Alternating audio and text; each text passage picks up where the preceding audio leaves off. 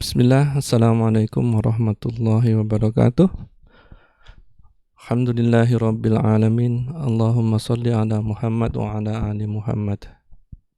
Hari ini kita akan membahas tafsir surat Al-Baqarah ayat 187. A'udzu billahi minasyaitonir rajim. Bismillahirrahmanirrahim. Ukhilla lakum laylatas siyamir rafatha ila nisaikum. Hunna libasun lakum wa antum libasun lahunna. Alimallahu annakum kuntum takhtanuna anfusakum fataba alaikum wa afa ankum. Fal'ana bashiruhunna wabtaghu ma kataballahu lakum. وَكُلُوا وَاشْرَبُوا حَتَّى يَتَبَيَّنَ لَكُمُ الْخَيْطُ الْأَبْيَضُ مِنَ الْخَيْطِ الْأَسْوَدِ مِنَ الْفَجْرِ ثُمَّ أَتِمُّوا الصِّيَامَ إِلَى اللَّيْلِ وَلَا تُبَاشِرُوهُنَّ وَأَنْتُمْ عَاكِفُونَ فِي الْمَسَاجِدِ تِلْكَ حُدُودُ اللَّهِ فَلَا تَقْرَبُوهَا كَذَلِكَ يُبَيِّنُ اللَّهُ آيَاتِهِ لِلنَّاسِ لَعَلَّهُمْ يَتَّقُونَ. Dihalalkan bagimu pada malam-malam hari puasa bercampur dengan istrimu. Mereka adalah pakaian bagimu dan kamu adalah pakaian bagi mereka. Allah mengetahui bahwa kamu tidak dapat menahan dirimu sendiri, tetapi Dia menerima tobatmu dan memaafkan kamu. Maka sekarang campurilah mereka dan carilah apa yang telah ditetapkan Allah bagimu.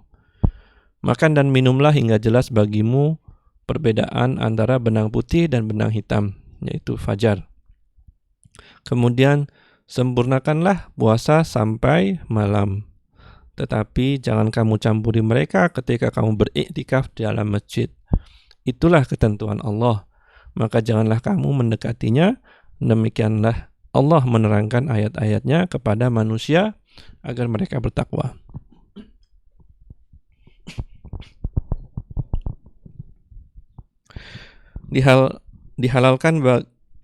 Firman Allah, dihalalkan bagimu pada malam hari puasa bercampur dengan istri-istrimu. Jadi ini merupakan rukhsah atau keringanan dari Allah bagi kaum muslimin, serta penghapusan hukum yang sebelumnya berlaku pada permulaan Islam. Jadi sebelumnya kalau muslim itu berbuka puasa, maka dia hanya boleh makan, minum, dan berhubungan badan itu sampai isya aja. Jadi maghrib adzan, buka puasa, makan, minum. Nah, kalau pengen berhubungan badan sampai isya aja. Jadi waktunya itu sedikit sekali. Nah, ketika sudah isya, semua itu sudah tidak boleh lagi. Nah, berkaitan dengan firman Allah berikutnya, hunna libasul lakum wa antum libasul lahunna.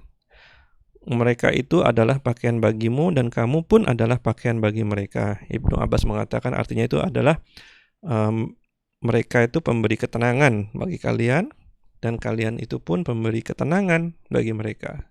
Ini orang dewasa semua tahu. Nah,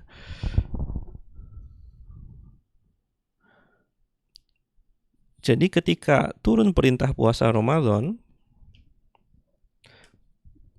pada mulanya para sahabat itu tidak boleh mencampuri istri mereka selama 1 bulan penuh. Bisa dibayangkan kan, 1 bulan penuh. Dan ada beberapa orang yang gak sanggup. Memang masalah lelaki ini, mereka gak sanggup. Lalu Allah menurunkan firman-Nya, Alimallahu annakum kuntum takhtanuna anfusakum fataba alaikum wa afa ankum. Allah mengetahui bahwasanya kamu tidak dapat menahan nafsumu. Karena itu Allah mengampunimu dan memberi maaf kepadamu. Kemudian ukhilla lakum lailatas siyamir rafathu ilan nisaikum, dihalalkan bagimu pada malam hari bulan puasa bercampur dengan istri-istri kamu. Jadi hukum kemarin tuh yang nggak boleh bercampur dengan istrinya selama sebulan sudah digantikan dengan hukum yang baru. Jadi kalian boleh dari azan maghrib sampai azan subuh dalam malam yang panjang itu.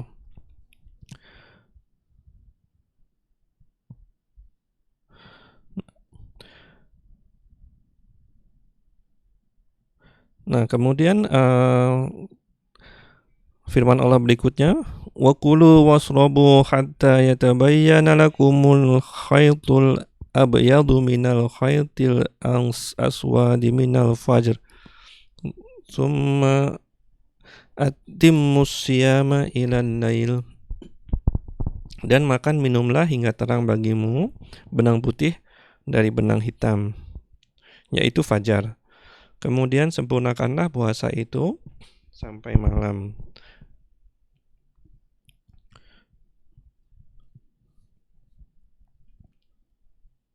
Jadi Allah menentukan dalam firman Allah ini rentangan waktu dari puasa mulai dari fajar sampai datangnya malam atau waktu maghrib.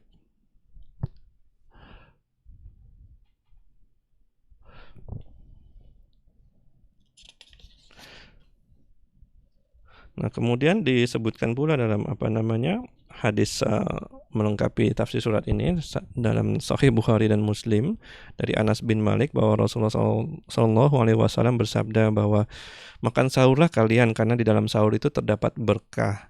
Jadi kita tuh dianjurkan untuk makan sahur karena ada keberkahan di dalamnya walaupun itu hanya seteguk air. Dan ini juga merupakan pembeda antara puasa kita para muslim dengan ahlul kitab. Orang ahlul kitab tidak melakukan sahur.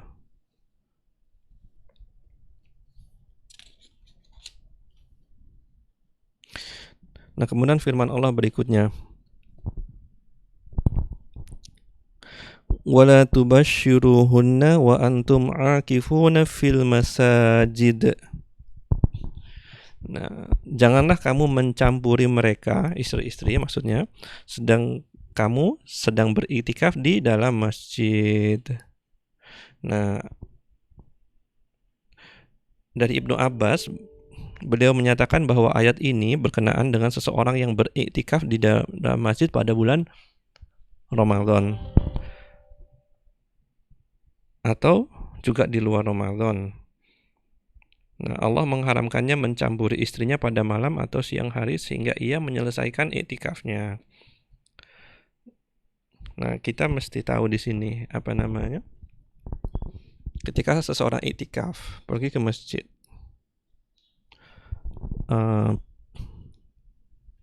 dia diperbolehkan untuk pulang ke rumah karena ada keperluan. Seperti contohnya mau makan, boleh pulang ke rumah, selesai makan kembali ke masjid, dan argo iktikafnya itu masih jalan, meter iktikafnya itu pahalanya masih berjalan. Atau buang hajat karena masjidnya tidak memungkinkan, boleh pulang dulu ke rumah, kemudian setelah itu kembali ke masjid.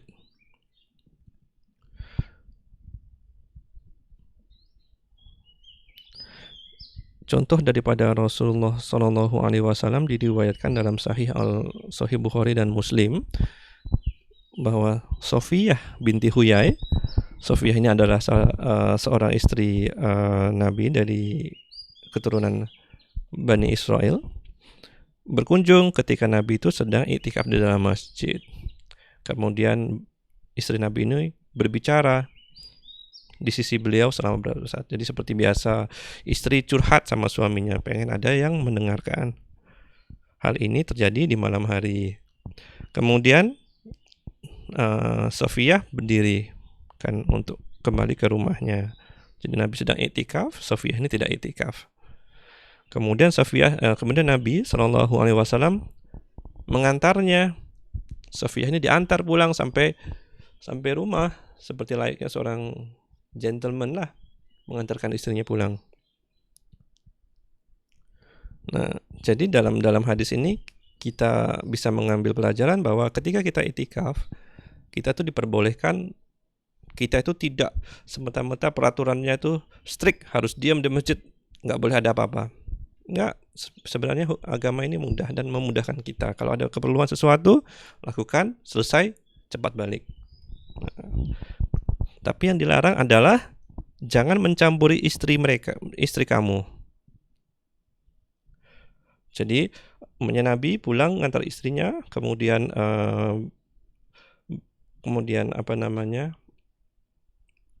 bukan Nabi lah, kita pulang sedang itikaf, mengantar istri kita pulang ke rumah, kemudian kita mencampuri istri kita. Nah, inilah yang dimaksud oleh ayat ini. Jangan seperti itu kalau kamu sedang beritikaf. Nah, kemudian firman Allah berikutnya, tilka hududullah, itulah ketentuan-ketentuan Allah. Jadi kami sudah terangkan sebelum semuanya tentang waktunya, hukum-hukumnya, kemudian apa saja yang boleh dilakukan, yang merupakan ketentuan dari Allah. Fala taqrabuha,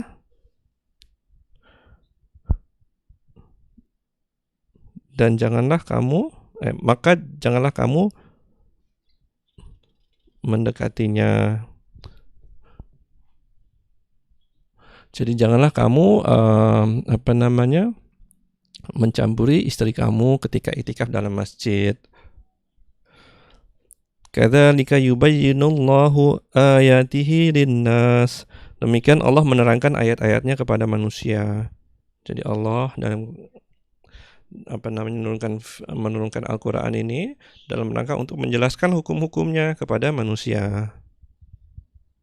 La'allahum yattaqun, supaya mereka bertakwa. Maksudnya adalah mereka mengetahui bagaimana cara untuk memperoleh petunjuk dan bagaimana pula cara untuk berbuat taat. Ketika hukum itu sudah jelas mana yang hitam, mana yang putih, kita bisa mengikutinya. Seandainya hukum itu tidak ada, semuanya grey saja, gimana cara kita untuk bertakwa kepada Allah? Itulah yang bisa saya bawakan hari ini. Assalamualaikum warahmatullahi wabarakatuh.